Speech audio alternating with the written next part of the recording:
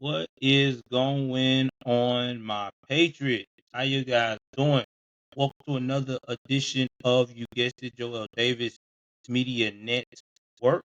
I'm your host, Joel Davis, coming to you with another update on the road to, I would say, inauguration at this point.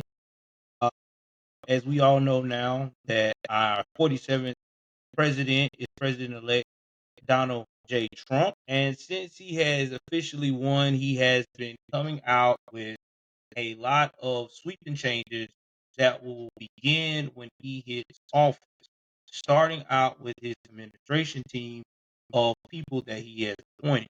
And a lot of these people are already that he's announcing are the issues that the American people had voted on to get taken care of.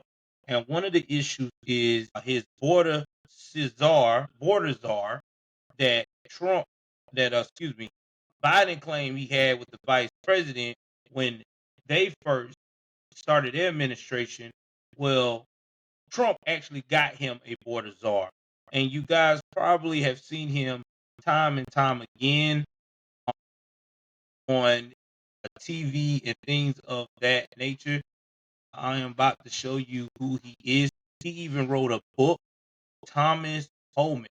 Now, I'm about to show you who Thomas Holman is because a lot of people do not know who this man is or have heard of the name but have not put a face to the name.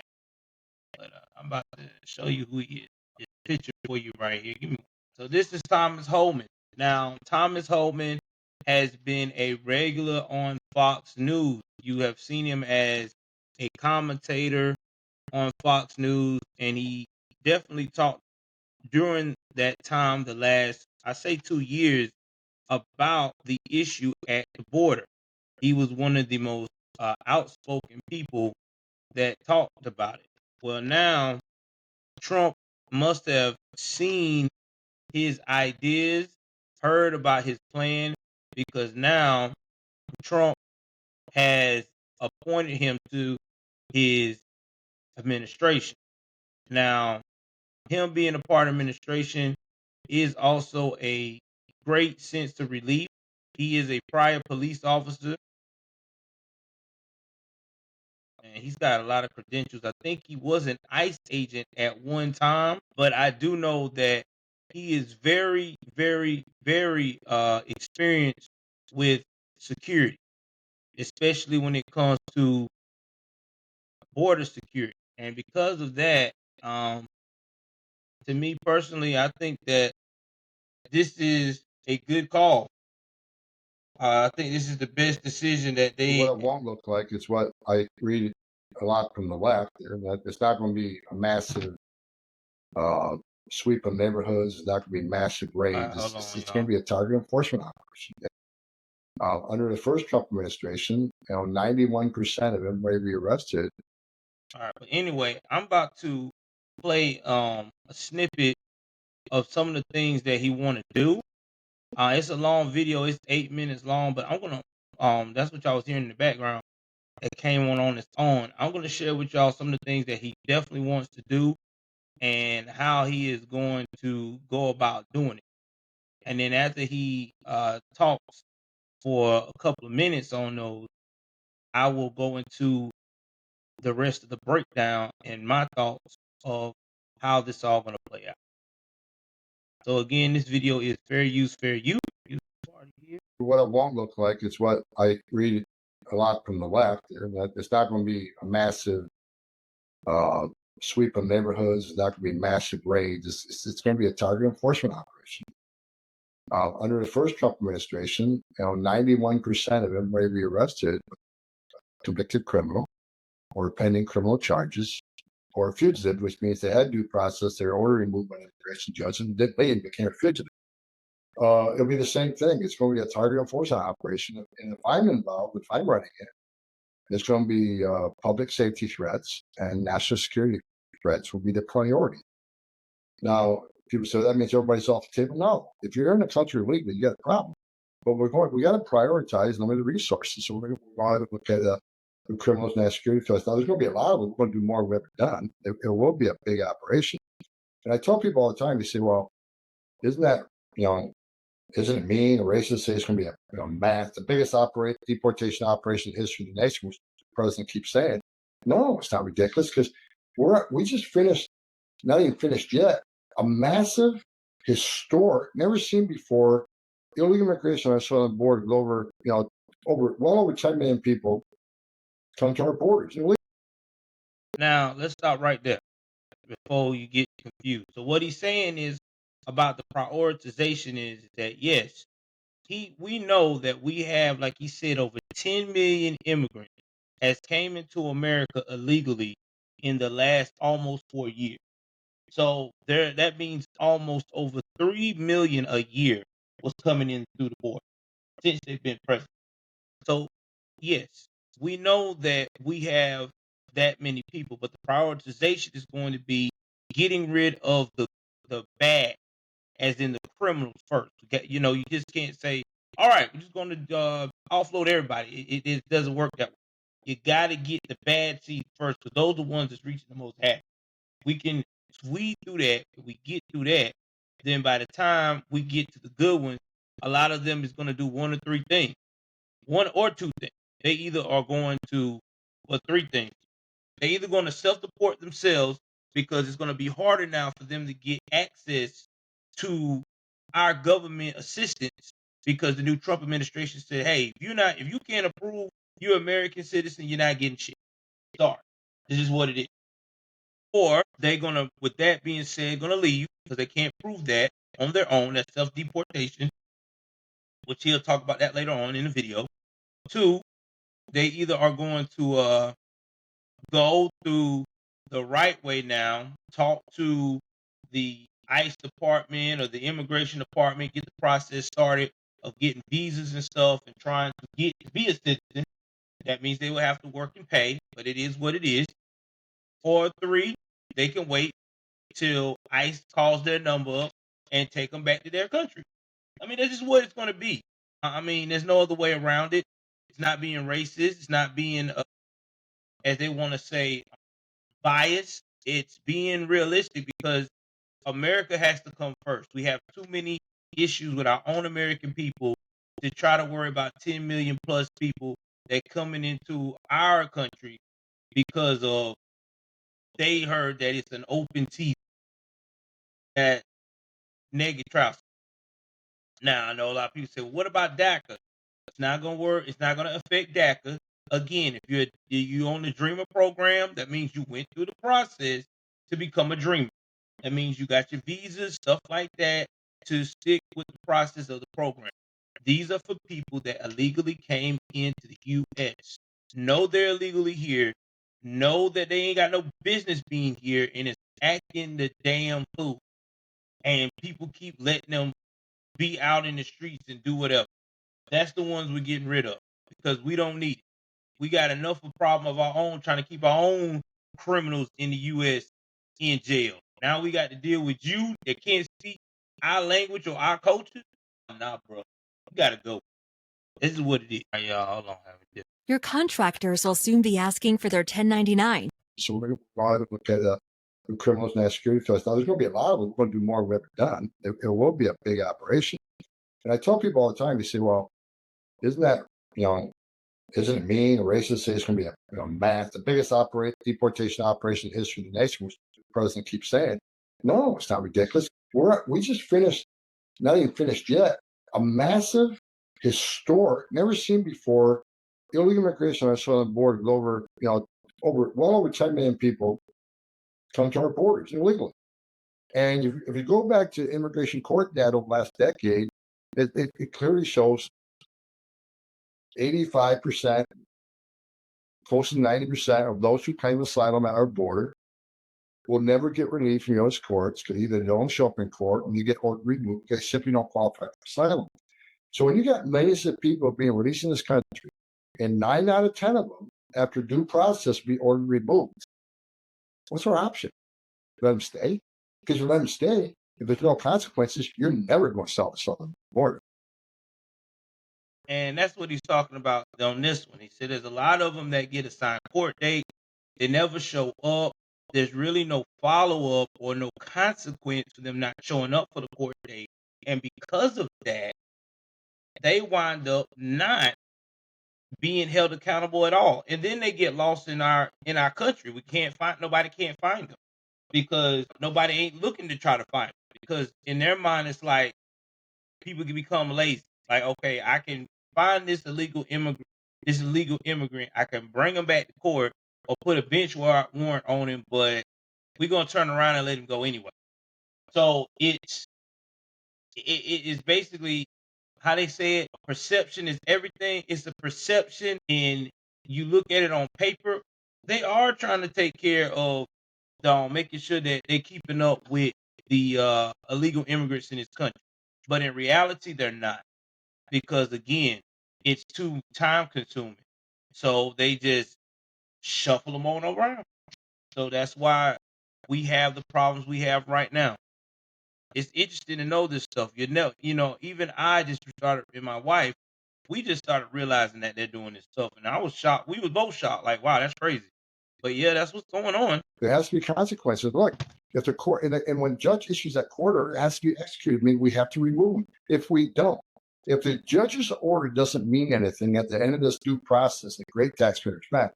If the judge's order doesn't mean anything, it's not executed, then what the hell are we doing?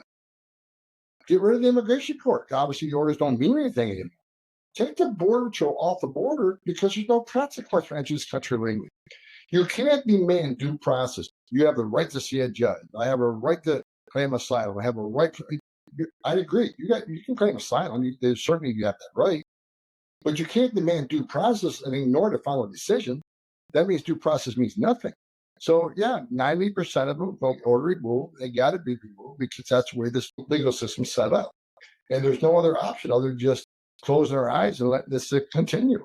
So there will be a massive deportation operation because we had a massive, never seen before illegal immigration with 90% will be order removed. It's common sense. So it's not about hate. It's not about discrimination. It's not about being racist. It's about those people enter the country legally, which is a crime, and get order removed by a federal judge, have to go home. All right. So again, he's saying that this is not because of racism. Because people are quick to say this is racism, is why they are trying to mass deportate everybody. Well, it's not racism. I don't know if y'all heard that part on the stream. I hope you did. But yeah, that's what he's saying.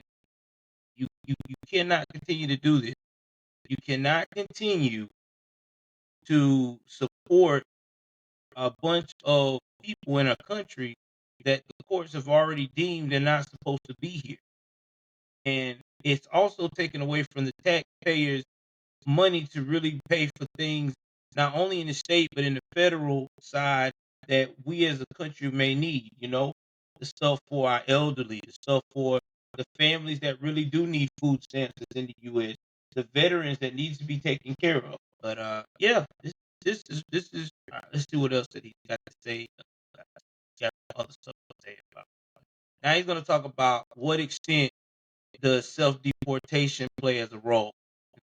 There'll be some self-deportation if you stop funding them. Take away the free hotel rooms and so forth. And I mean, that's a decision about my level.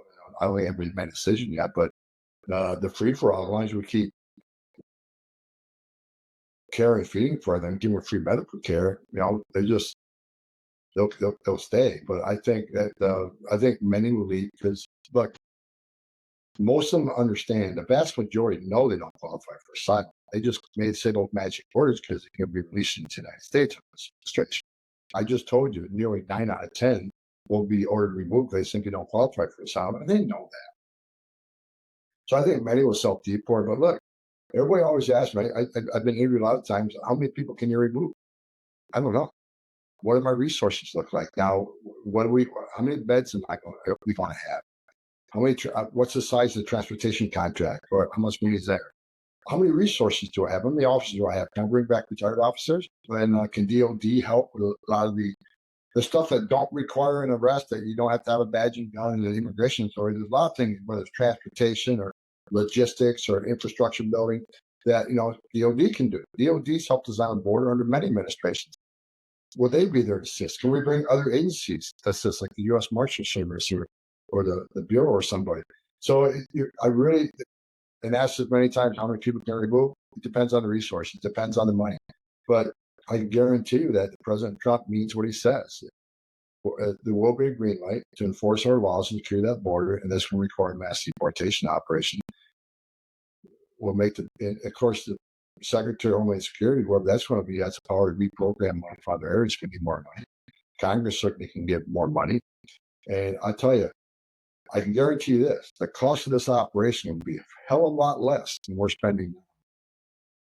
All right, so he basically said, listen, even though people worried about how this mass deportation, how much money are we going to invest in it, it really not going to matter, because either way it goes, it's going to be less than what we're spending right now on 10 million people ongoing for the past almost 4 years to stay in this country. So they're going to just go ahead on. They got to look at how the transportation is going to set up, the infrastructure, and everything else, and what money available to see how many they can deport each year to move out of the country. Which again, it goes back to logistics. But the important thing is that they already got a plan to get the criminals out first, which is cool with me, because that's where all of the rise in crime and stuff has been going crazy. Because we already seen and report how these immigrants just come over into the hood, as especially in Chicago, they setting up shop. They have taken over a couple of Chicago neighborhoods already. They already took it over. They done came in and took some neighborhoods over. So they're just telling you how quickly they have came in this country and started wielding their own influence. But now with this cutting off the money and things of that nature that's about to go down, I would say in at least the next 60 days before Trump hits office, there's a lot of programs that's going to be cut from them having access to. We're going to start seeing a lot of them go back to their home city. You'll be seeing a lot of them crossing back in because they ain't got no other means to make it. Because nobody's going to stay somewhere where they don't know nobody or they don't know any resources to get by. They're going to go back home because at home you know what to do to get by. I mean, I'm just saying, that's just being more realistic than anything. Taking care of millions of people who aren't supposed to be here. These sanctuary cities, they're in the first Trump administration. It's not going to stop. It's certainly not helpful. We would like the force multiplier to have, actually have access to county jails where the worst of the worst are being locked up. It'd be great to have access to Rikers Island in New York and Cook County Jail in Chicago, which we're not allowed to go into. But I think President Trump's going to, once again, file a lawsuit with DOJ and take the federal funding away. I think a lot of the sanctuary cities are actually working with us behind the scenes. You're not going to say it, but with all the alien crime and the young women being, sexually assaulted and murdered, some sheriffs have been coming forward working behind the scenes. But look, if they're not willing to help, then get the hell out of the way because ICE is going to do the job. But here's what they need to understand: you're not going to get access to the jail to talk to the guy that you locked up. You chose to lock him up for some reason. He has to be a public safety threat or a flight risk. That's who we want access to. But when you knowingly release a criminal alien back in the community, look at the recidivism rates. If you really care about the immigrant community, because the immigrant community don't want a pedophile in their neighborhood either. They don't want someone convicted of DUI 10 times in a year. And if you're a victim, and they all say the sanctuary cities it's responsible because we want victims and witnesses of crime to be welcome to come forward, not out of fear of working with ICE. So we want to keep victims and witnesses feel comfortable. So we're not working with ICE. That is ridiculous. The victims and witnesses of alien crime don't want the bad guy back. The victims certainly don't want the guy released. Either does the witness. Well, it's just it's a left talking point. It just makes sense. If you don't want to work with us and get the hell out of the way, we're going to do it. What it means is we'll just send more. Rather than send 100 people to Boston, we'll send 200 agents to Boston. We're going to get the job done. We have a mandate. I think the American people just gave President Trump a mandate. That's why he was elected, to secure the border, save lives, and deport people especially national security threats and public safety threats. So if you don't want to help us, step aside, but don't get in our way, because there will be consequences. So you saw that, you heard that. So what he's saying in this clip, the final clip of everything, and I am going to take this off here, is that Tom Holman is saying, listen, guys, you know, we're going to get these people out of the country. You can either be a part of the process and make it go smooth, or you can get the hell on out the way and not do nothing at all and let us do what we need to do. Or you want to be all in the way and try to sabotage what we got to do, then there's going to be consequences on your end. And I think that is the best thing to do, because the sanctuary cities need to wake up and pay attention. Your citizens are hurting. You got all of these people that are not supposed to be here. They're imposing on the job market. They're stopping your city from growing. People are leaving. Yeah, you need to let America do its job and clean up your fuck up. So that's just what it is. But anyway, y'all jump in the comment section. Tell me what you think about Tom Holman's plan of getting rid of all of the immigrants out of the country. Also, too, happy Veterans Day to all veterans out there. I meant to say that earlier, but I apologize. I'm a veteran myself. And if you are still serving, thank you very much, because without you, we would not be safe. God bless you, and I hope God continue to take you out here in the field. With that being stated, y'all have a great day, and y'all know what it is. I'm out.